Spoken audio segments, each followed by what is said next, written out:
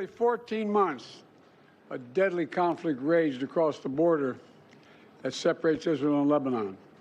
A conflict that began the day after the October 7 attack by Hamas on Israel. Hours later, at 2 a.m. in the morning, Hezbollah and other terrorist organizations backed by Iran attacked Israel in support of Hamas. Let's be clear, Israel did not launch this war. The Lebanese people did not seek that war either, nor did the United States. Over the past year, including the days immediately following October the 7th, I directed the U.S. military to flow assets and capabilities into the region, including aircraft carriers, fighter squadrons, and sophisticated air defense battery to defend Israel and deter our common enemy at critical moments. Since the war with Hezbollah began, over 70,000 Israelis have been forced to live as refugees in their own country, helplessly watching their homes, their businesses, their communities as they're bombarded and destroyed. And over 300,000 Lebanese people have also been forced to live as refugees in their own country. In a war imposed on them by Hezbollah. All told, this has been the deadliest conflict between Israel and Hezbollah in decades. How many of Hezbollah's senior leaders are dead, including its longtime leader, Nasrallah?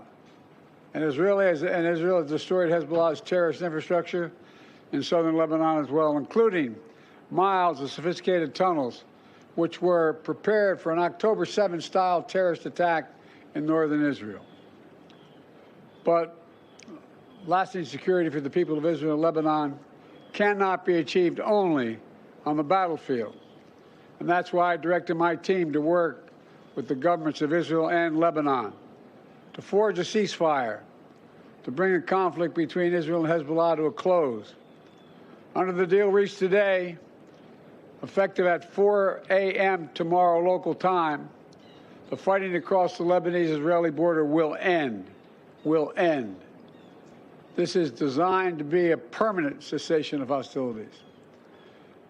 What is left of Hezbollah and other terrorist organizations will not be allowed, I emphasize, will not be allowed to threaten the security of Israel again.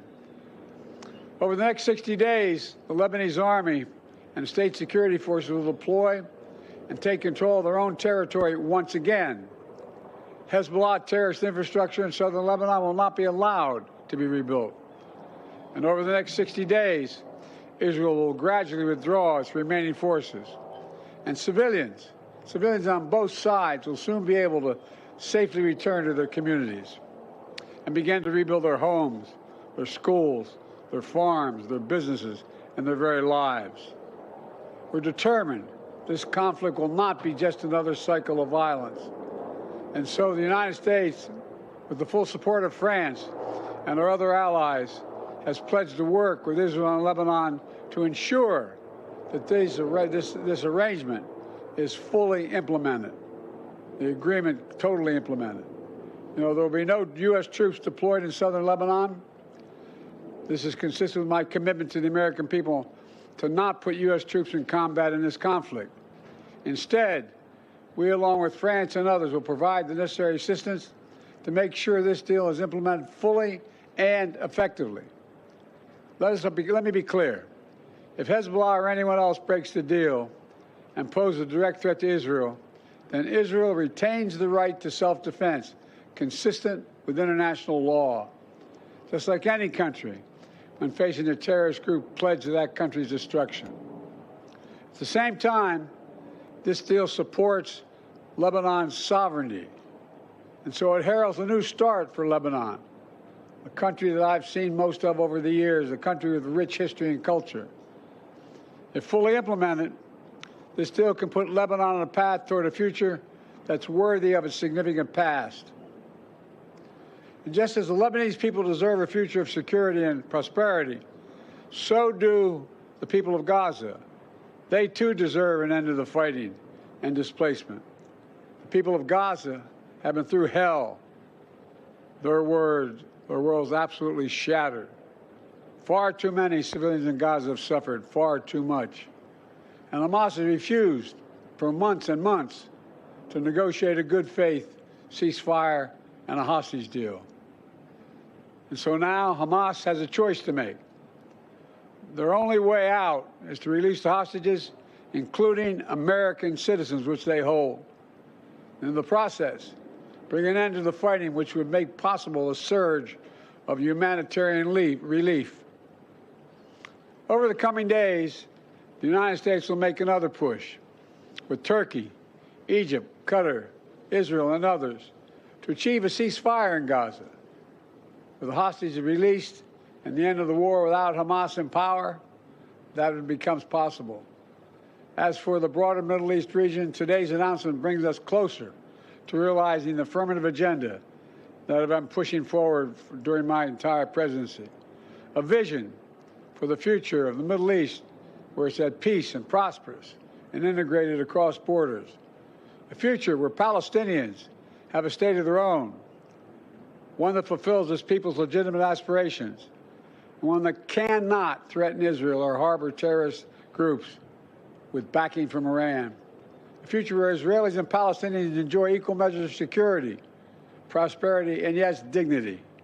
To that end, the United States remains prepared to conclude a set of historic deals with Saudi Arabia, to include a security pact and economic assurances, together with a credible pathway for establishing a Palestinian state and the full normalization of relations between Saudi Arabia and Israel, a desire they both have. I believe this agenda remains possible, and in my remaining time in office, I'll work tirelessly to advance this vision for an integrated, secure, and prosperous region, all of which strengthens America's national security. Getting all this done will require making some hard choices. Israel has been bold on the battlefield. Iran and its proxies have paid a very heavy price.